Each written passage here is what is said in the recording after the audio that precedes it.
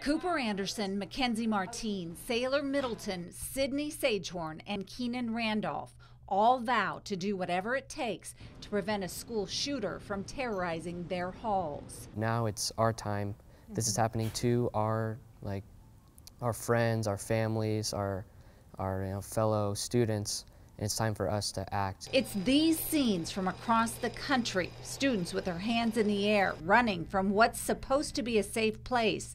It was truly heartbreaking because you could realize that could happen anywhere. My world froze because it was like, then you start playing okay, well, what would happen if it would happen in Andover district area? Oh my God! Oh my God! Since the first of the year, there have been 20 school shootings in the U.S. where someone has been hurt or killed. Parkland, Florida was the most recent. You realize that Parkland is a lot like Andover, and a lot of these kids were a lot like me. We sat down with these Andover students to talk about the shootings and safety. That's really all you can think about for the next couple days, and you start to wonder yourself if you feel safe. Now I walk into the school and I think, what's the nearest exit? Or I have a plan I go through. Students here in Andover, along with many across the country, not only practice fire and tornado drills, they now do what's called a lockdown drill. That's when someone comes up across the loudspeaker and announces there's an intruder in the school. We go to the wall that the door is on and get in the far corner and hide ourselves from the window. Lights are off, doors locked. The deadly 2012 shooting at an elementary school in Sandy Hook prompted the Andover schools to adopt the run, hide, fight strategy. It empowers the adults in those crisis situations to make the decisions that make sense for their students. Andover Superintendent Brett White believes there is a time to run, but he says the best plan is to hide inside a classroom. And if a gunman were to get into the room, as a last resort, school leaders teach the kids to fight with desks, scissors, and books. It's a sign of the times. It's the world we live in, so it's really incumbent upon us to do everything possible to keep students and staff safe. How's it going, fellas? Andover also beefed up security along with installing security cameras. It's also hired more school resource officers, or SROs. Officer Heath Kinzel works at Andover High.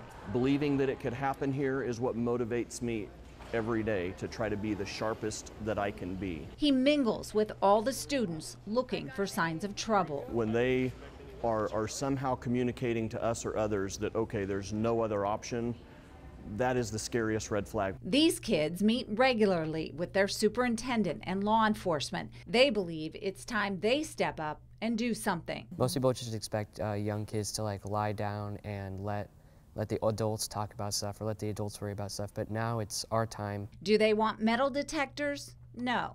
What about arming teachers? If my science teacher, if I see they have a pistol like that would terrify me. Let them worry about their job, which is educating the younger generations, and let the police worry about what they worry about, keeping the peace and ensuring justice. What they really want is help for students who teeter on the edge of committing a horrific crime. If you were to have a larger staff of counselors, and specifically counselors that are solely dedicated to the mental health of the student body, then there would be less of a stigma around going to the counselor's office. Last month, Kansas lawmakers approved a pilot program to team up schools with community mental health centers to treat some of the state's most at-risk kids. But that's for next year. These students wonder if it will be in time.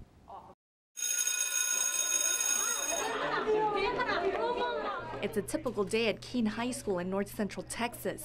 Most students here don't even notice the extra security, like their own police department or the dozens of surveillance cameras around campus. If a kid were to walk around armed, I feel like all the cameras would be able to see that. And we have plenty of cameras, I can assure you. We always have so much protection around us with surveillance and with just people walking around that are in authority.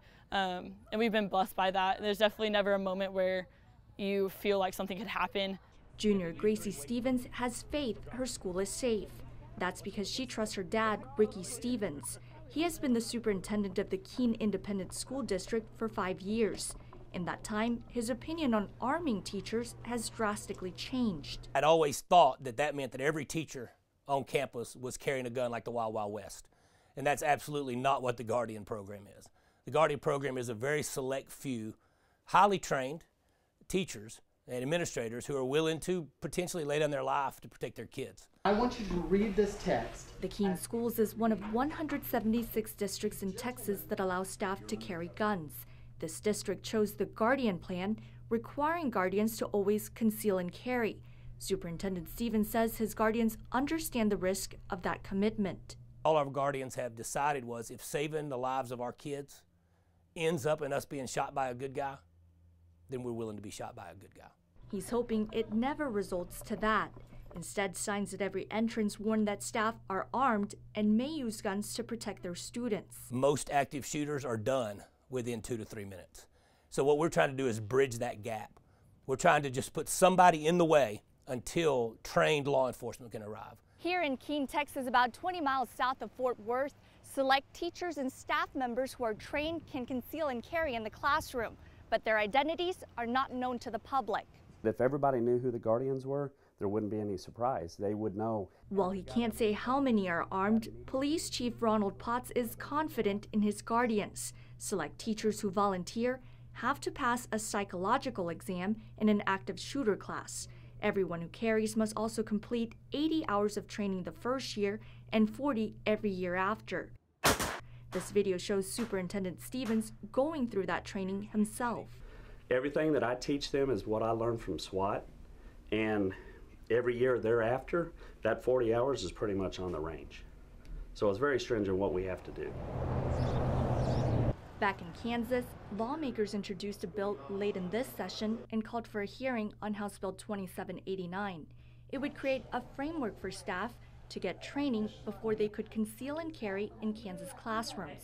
We want to make sure that our schools aren't soft targets. We want to make sure that folks have the ability to defend the students. It's a bill opposed by large school districts like Wichita Public Schools and both the Kansas Association of School Boards and the Kansas National Education Association. This is not our job. Just throwing more guns at the situation does not help our kids, does not keep them safe. Kansas law already allows local school boards to decide whether or not to authorize employees to carry concealed handguns, but no district or school board has done so since the law was passed in 2013. I think really the insurance portion that is not allowing people to carry at these schools is really just an excuse now. We're not seeing any of these insurance issues with any other state. Since 2016, the Texas Association of School Boards Insurance has been covering the Keene Guardian Plan at no additional cost. Recently, Superintendent Stevens says he's fielding more calls from districts interested in their program. We all have the same desire in mind, and that is a safe school. The Guardian program is a way to combat the evil that's in our schools. It's not the way. Our community and our staff and our kids, it is a way. It's a good way for us. Reporting in Keene, Texas, Lily Wu, Cake News. Nice backpack. Back in the day, backpacks were more style than substance. My backpack? Yeah. In this day and age, that doesn't work. Because our reality is really violent. Hello, 911, ma'am, go ahead. Yes, I am a teacher calling by high school. Can you imagine being a parent of a little child who... Sandy Hook School. And who's covered in blood. I think there's somebody shooting in here. People are getting shot all around me.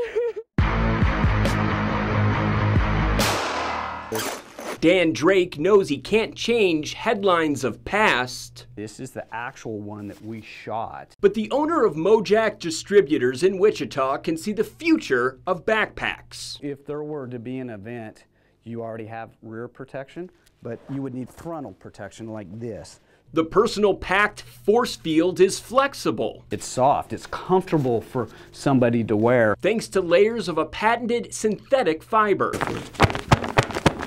which makes the Bullet Defense backpack weigh roughly 2 or 3 pounds. That's the turning point because you can't put 15 pounds worth of protective material on a 40-pound kid.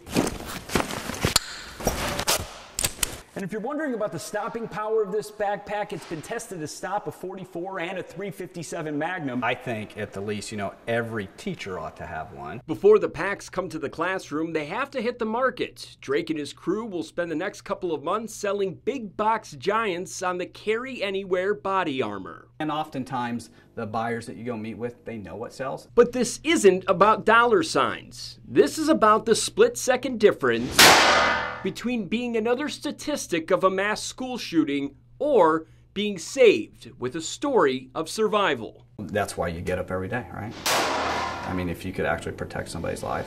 I just want you to stay in the line with me. Are you okay right now? Hello? On the fly! You guys stay on the fly! Now the question becomes, can you put a price tag on safety? The protection packs look to sell for right around $250. The plan is to get the backpacks into major retailers for the start of the 2019 school year. In studio, Karl Mann, Cake News. You see them in airports and at concert venues like Intrust Bank Arena. Metal detectors are used effectively to scan large crowds for weapons like guns or knives. So why not schools? Students we spoke to don't like the idea of lining up each day and walking through a detector. Cell phone, keys, anything metal, please put it on the table. It wouldn't make kids feel welcome to come to school at all. After the February deadly shooting in Parkland, Florida, using metal detectors to secure our schools was brought up again.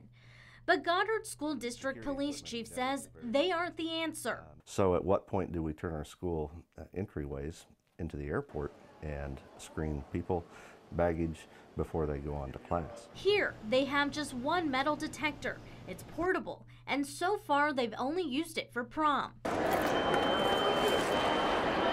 Wichita Public Schools also has several. It uses them mostly for public events like graduation, but also if there has been a specific threat made to one of its schools. We have 16, a variety of machines that we use in our schools. It even has a few handheld wands as a backup. So why don't schools use them? You can spend a lot of money on a device like a metal detector, and still you haven't provided the complete security that everybody would really like to have. And we heard the same sentiment from others around the state. Here's one for $4,348.99. The $3,000 to $4,000 price tag and people needed to run them is too costly. It would not be my recommendation to add metal detectors because the truth of the matter is they are terribly expensive to operate and to staff. Now an average top-of-the-line model costs about $3,000 to $5,000 each.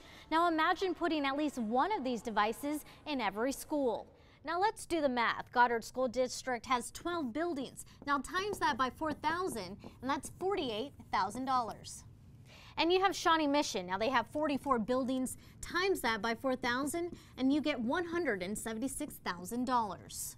Something the districts think would work is putting money into more officers, and students agree. With metal detectors, I think that they shouldn't really be added to schools. I think implement more security guards, police officers. In Wichita, Monica Castro, Cake News.